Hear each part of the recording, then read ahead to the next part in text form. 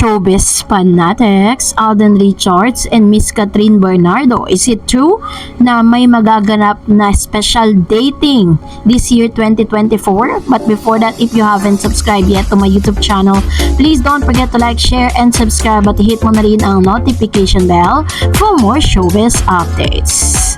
Bago tayo of course magpatuloy sa ating updates for today's video, nais ko po muna magpasalamat sa lahat ng mga legit na nagmamahal at sumusubaybay sa lahat ng ating mga updates. Maraming salamat po.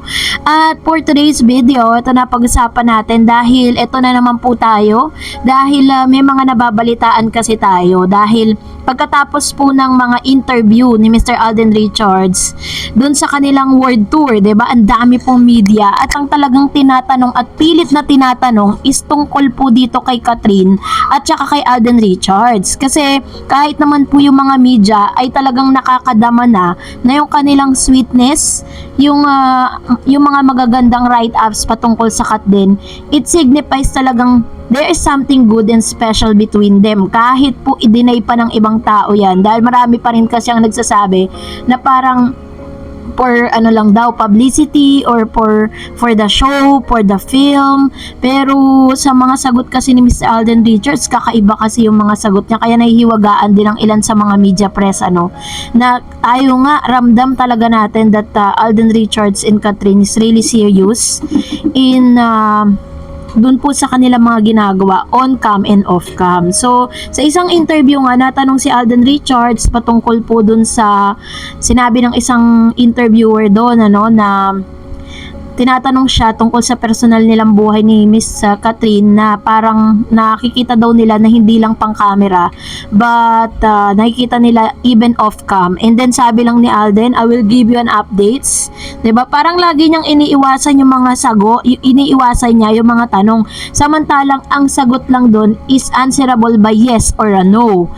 So dahil po dito talagang ang dami pong na-excite sa kung ano ba talaga ang real score between them. Pero ang pinaka nakakaloka lang ngayon is nagkakalat po kasi yung isang blog ng isa na namang showbiz outlet na sinasabing si Alden Richards daw at si Catherine Bernardo ay magiging magka-date dito po sa tinatawag na Gala Night this 2024.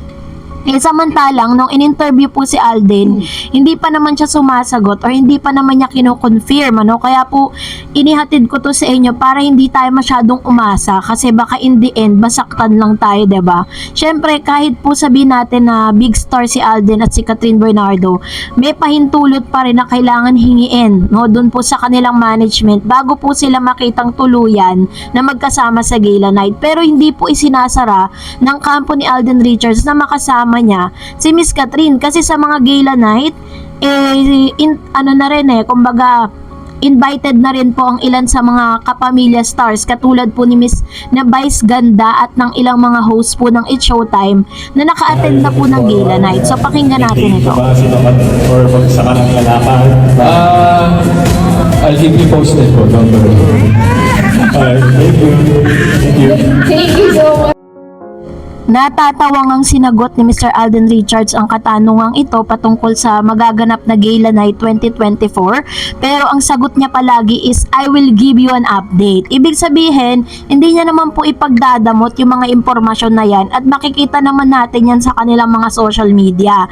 Kaya nga po talagang may social media sila kasi every now and then dun po nila inilalagay ang ilan sa tagpo ng kanilang mga buhay. But this time, mahirap po kasi tayo mag-jump sa conclusion na wala pa po tayong evidence and concrete na sagot ni Alden Richards kung totoo nga bang makakasama niya si Miss Catherine sa Gala Night ng GMA 2024. So let's let's wait and see.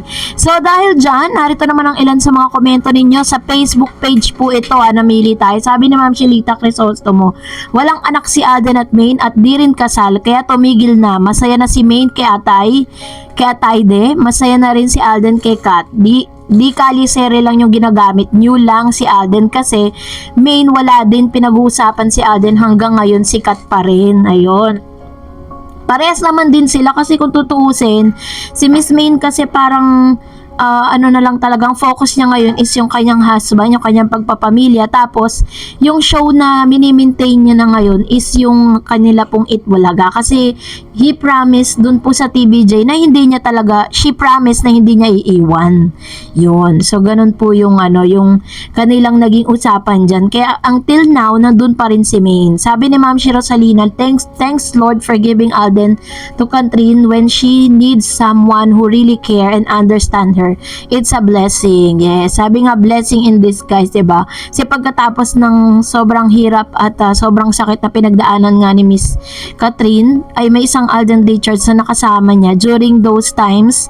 At especially nung kanyang kaarawan, diba? Talaga naging special siya. Sabi ni Ma'am Ninette, pareha silang dalawang single kaya tanggapin na lang natin na ayaw na ni Catherine kay Daniel, kaya fan si Daniel, move on na kayo, walang siraan. Sige, kayo magagalit si Jesus sa inyo. Ayan, sabi ni Ma'am Ninette. Sabi ni Ma'am Rita Vilava, naku hindi nakakagulat yung DJ no. Mas nakakakilig ang Kat din. Phenomenal, best Asia superstar ang Kat din. Ayan. So, ito naman yung kanyang komento. Actually, kung talagang i-check natin, maganda po yung naging tambala ng Katniel. Totoo po yan. Sila po yung pinaka-solid na love team talaga. Kasi nga, di ba, napunta sila sa totoong relationship. Kasi sometimes parang mas nagiging matibay at mas nagiging effective yung mga love team dito sa Pilipinas kapag na naging reality yung kanilang love story eh. Ganun po yung nangyari sa Katniel. Kaya tumagal din sila ng 11 years. Tapos sila lang talaga yung pinagsasama. Di sila pinagsasawaan ng tao. But this time, is talagang Kat din naman ngayon, 'di ba? Let's give Kat din a chance na ipakita sa atin kung ano ba talaga yung maibubuga no ng Kat din na ito. Pero we cannot hindi naman natin pwedeng i-disregard yung mga na-achieve ng Katniel sa 11 years. Sabi naman ni Miss Anasha, naku po, nasa tamang edad na sila, wag na nating pakialaman. Kasi Kat din yan eh. If it is true, edi ang saya ng Kat din fans. Yee! Sabi ni Ada Diaz, appreciate it very much, your fact-checking of issues at hand. At least people will know the veracity of news, fake or fact. God bless. Ayan, thank you Ma'am Ada sa inyo pong komento.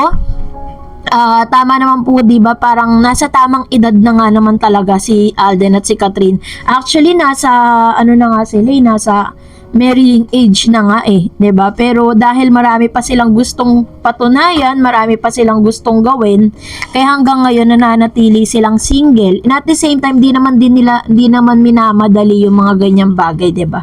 Di naman nagmamadali si Catherine kasi ang tagal na rin siyang iniyayaya ni Mr. Daniel Padilla noon, pero hindi siya pumayag kasi nga marami pa daw silang plano.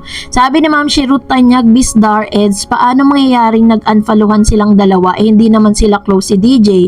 Thank you Miss Dar Eds, bago ka mag-vlog nagpa-fact checking ka para makatotohanan ng mga ibinabalik mo at para may content lang. Ipagpatuloy mo yan Miss Dar Eds. I salute you. God bless your channel. Thank you Miss Ruth Tanyag. And I appreciate it much. Sana lahat ng mga commentator natin ganyan eh, no? Kasi yung iba kasi talagang nega eh. Sabi ni Ma'am Conchita, your blessing direct Kati para sa Kat din. Pinag-pray po namin kayo para palagi para sa kanilang dalawa. Ayan. So, thank you Ma'am Conchita sa inyong komento. And that's it for today. For more videos and updates, please don't forget to like, share, and subscribe. And please don't forget to follow my Facebook page, Dar Eds TV. God bless everyone.